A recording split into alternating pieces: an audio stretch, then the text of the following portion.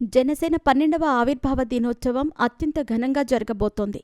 ఈ నేపథ్యంలోనే పిఠాపురం గతంలో ఎన్నడూ లేని విధంగా ముస్తాబైంది. డిప్యూటీ సీఎం, జనసేన అధ్యక్షులు పవన్ కళ్యాణ్ ప్రాతినిధ్యం వహిస్తున్న పిఠాపురంలో పార్టీ ఆవిర్భావ సభను నిర్వహించడానికి కావలసిన ఏర్పాట్లన్నీ పూర్తయ్యాయి.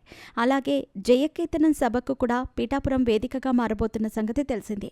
ఈ నేపథ్యంలోనే పవన్ కళ్యాణ్ అభిమానుల కోసం ఎగిరి గంతేసే అప్డేట్ ఒకటి వచ్చింది. ఈ ఈవెంట్లో పవన్ కళ్యాణ్ తనయుడు అకిరానందన్ లైవ్ పర్ఫార్మెన్స్ ఇవ్వబోతున్నాడు. పవర్ స్టార్ పవన్ కళ్యాణ్ వారసుడు అకిరానందన్కు ఇప్పటి నుంచే అభిమానుల్లో భారీగా క్రేజ్ ఉన్న సంగతి తెలిసిందే.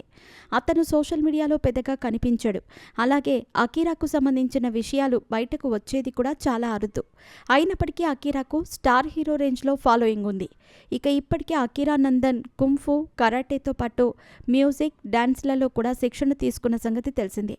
పవన్ కళ్యాణ్ కూడా మార్షల్ ఆర్ట్స్లో మంచి ప్రావీణ్యం పొందారు. ఆయన అక్కడమ్మాయి ఇక్కడబ్బాయి, తమ్ముడు, ఖుషి, పత్రి లాంటి సినిమాలో తన మార్షల్ ఆర్ట్స్ టాలెంట్ని ప్రేక్షకుల ముందుకు తీసుకొచ్చారు.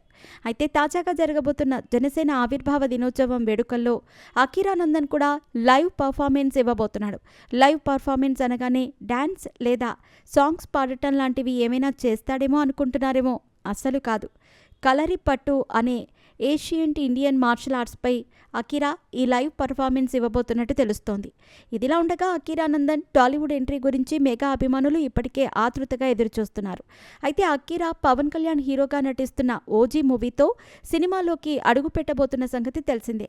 ఆయనను 70mm స్క్రీన్పై చూడటానికంటే ముందే ఇలా జనసేన ఆవిర్భావ సభ వేడుకల్లో మార్షల్ ఆర్ట్స్ ప్రదర్శిస్తూ చూడటం అన్నది నిజంగా మెగా అభిమానులకు కన్నుల పండగనే చెప్పొచ్చు.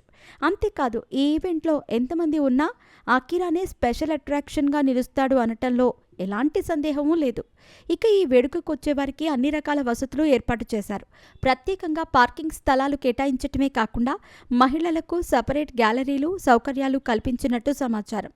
75 సీసీ కెమెరాలు, భారీ సంఖ్యలో ఎల్ఈడీ స్క్రీన్స్లు ఏర్పాటు చేశారు. స్టేజ్పై వివిధ రకాల కల్చరల్ ప్రోగ్రామ్స్, నాయకుల ప్రసంగాలు, పార్టీ ప్రస్థానంపై ఆడియో, వీడియో కథనాలు ఉంటాయని తెలుస్తోంది.